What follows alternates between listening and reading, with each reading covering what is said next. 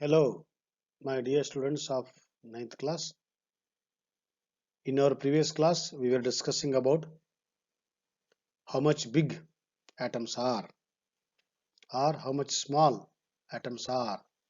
They are highly microscopic, but we studied in groups. It is very difficult to study single atom.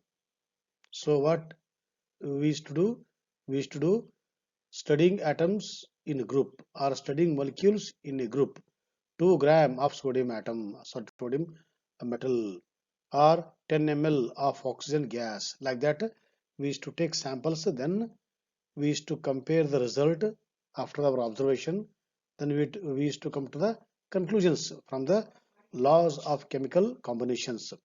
So with this, we used to conclude that this much molecules of reactants are required to get the products. Now in the today's discussion, let us continue about the atom only, because uh, after knowing size of the atoms in terms of nanometers or in terms of the picometers or in terms of angstrom unit, today we will be discussing about how much heavy. In our previous class, how much small. Now today, how much heavy. That means I think you got the point. Today we are going to discuss about mass of an atom, known as atomic mass. Mass of an atom is very small. Therefore, it is very difficult to measure mass of single atom. How they have done? They have done in relation to something or in comparison to something. For example, when carbon reacts with oxygen to give carbon dioxide, or when carbon reacts with oxygen to give one more compound of carbon and oxygen, carbon monoxide, there they used to calculate how many grams of carbon is required to react with the one molecule of oxygen. Then how many grams of carbon monoxide or how many ml in terms of gas are formed.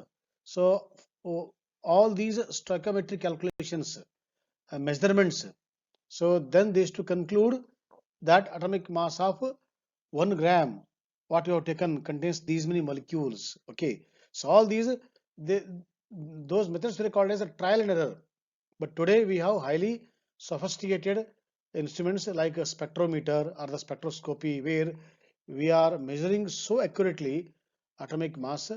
But there is a separate branch is there, that is known as spectroscopy. We learned the hair class. But today we are going to learn the basic idea about the atomic mass of an atom. Please see, we are moving from the micro world to the macro world.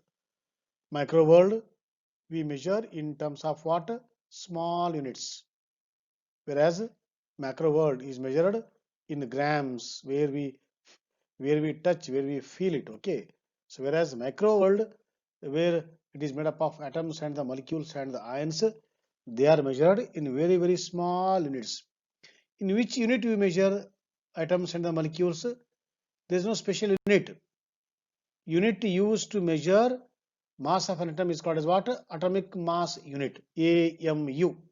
Okay, so atomic mass unit means what? Atomic mass unit is the mass of an atom. There is no special unit for the mass of an atom. Why? Because in every atom we are going to learn in the next chapter that there are three fundamental particles known as protons, electrons and the neutrons. Depend upon the number of the protons, electrons and the neutrons, we add up, then we come to the conclusion that this is the mass of that atom. Okay, therefore mass of an atom is unitless, but still we express in the grams. For example, 12 gram of carbon, we say 12 gram of carbon means not it is one atom of carbon. In 12 gram we will get millions of carbon atoms. Then why we express? Because in day-to-day life, gram is the most common unit we use to express the mass. That's why we are expressing the mass of atoms in the gram, which is known as what? Gram atomic mass. Okay, so let us make two statements very clear here. Statement number one is what? mass of one atom of carbon is 12 AMU, whereas mass of some atoms of carbon equal to 12 gram. What is the sum? How many atoms are there? That contains, there is one more topic for this known as Avogadro concept, where he has told after doing a lot of research work that 6.022 into 10 to the power 23 atoms of carbon weighs 12 gram. Okay, so all these concepts are there, but time being we express atomic mass in the small unit known as the AMU. Okay,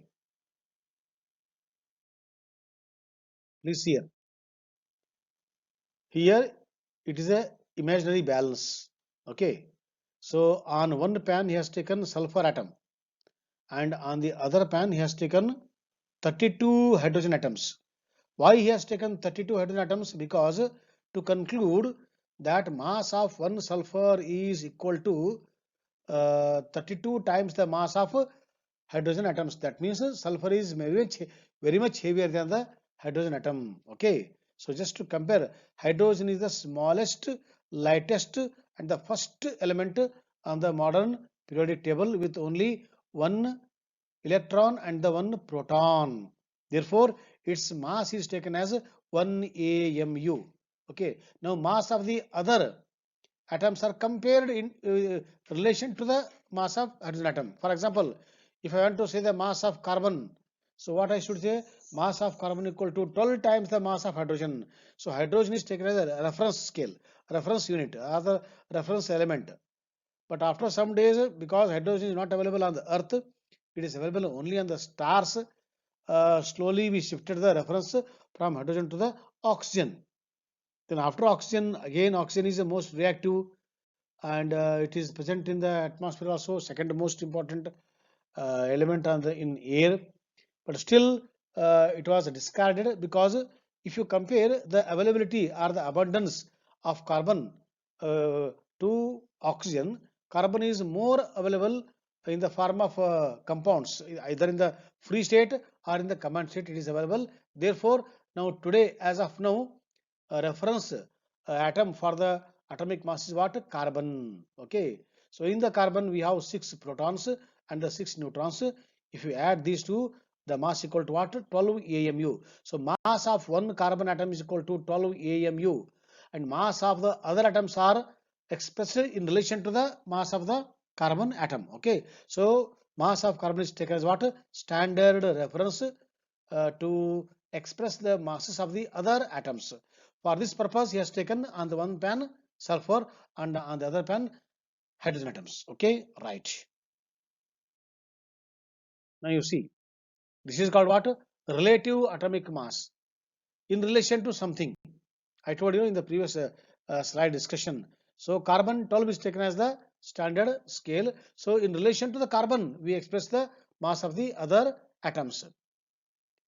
What is the relative atomic mass?